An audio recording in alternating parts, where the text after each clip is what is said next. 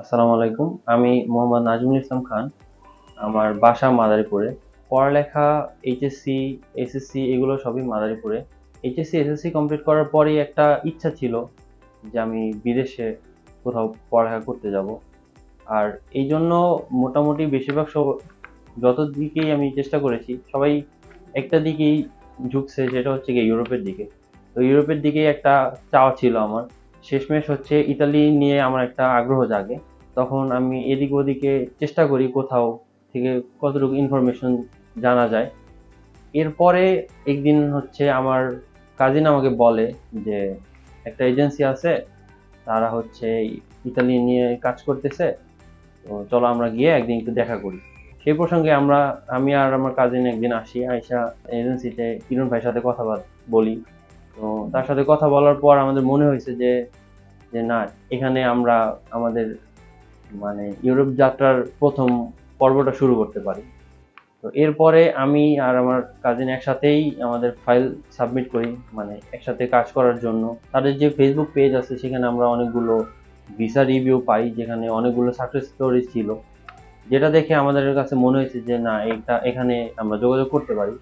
তো সেই কারণেই আমি এবং আমার কাজিন একসাথে যোগাযোগ করি এবং তাদের সাথে কথা বলে আমাদের যে ইউরোপের যাত্রার যে প্রথম পদক্ষেপটা সেটা নেই। এরপরে যখন আমরা আসি, তাদের সাথে কথা বলি, তখন তারা বলে যে না, কোনো প্রবলেম হবে না, আপনারা ঠিকভাবেই প্রসেসিং করতে পারবেন, এখনো সময় আছে।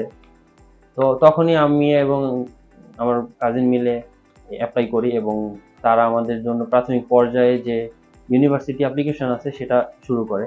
এরপরে আমি উম, মোটামুটি ৫-৬টা ইউনিভার্সিটিতে অ্যাপ্লাই করি এবং ৩-৪টার থেকে আমার হচ্ছে অফার লেটার আসে। এরপরে আমি সব মিলিয়ে ইউনিভার্সিটি অফ ক্যাসিনো চয়েস করি এবং সেখানে ইন্ডাস্ট্রিয়াল ইঞ্জিনিয়ারিং যে সাবজেক্টটি আছে সেটাকে আমি চয়েস করি এবং সেটিতে আমরা অ্যাপ্লাই করি। তো অ্যাপ্লিকেশনের পরে যেই পরের পার্টটা আসে সেটা হচ্ছে গিয়া ভিসা অ্যাপ্লিকেশন, যেটা হচ্ছে এম্বাসির জন্য। এখন এই জিনিসটা আমরা রিসার্চ করার পরেও এটা একটু আমাদের কাছে কঠিনই লাগছিল। তো এই বিষয়ে আমরা কিরণ ভাইয়ের সাথে কথাবার্তা বলি, তখন সে বলে যে সমস্যা নেই, এটা আমি পুরোপুরি হ্যান্ডেল করব। তো তিনি আমাদের ভিসার যে অ্যাপ্লিকেশনের যে কাগজপত্রগুলো আছে, ডকুমেন্টগুলো, কিছু কিছু ক্রিটিক্যাল জিনিস ছিল, যেমন সিমিয়া, ব্যাংক রিলেটেড প্রবলেমগুলা, তারপর অ্যাকোমোডেশন, এগুলো খুঁজে বের করা, এগুলা তিনি আমাদেরকে ম্যানেজ করে দিছে। এরপরে আমি হচ্ছে ১ আগস্ট ২০২৪ সালে আমার ভিসা অ্যাপ্লিকেশন সাবমিট করি এবং আজকে ১১ নভেম্বর ২০২৪ সালে আমি আমার ভিসাটি পাই।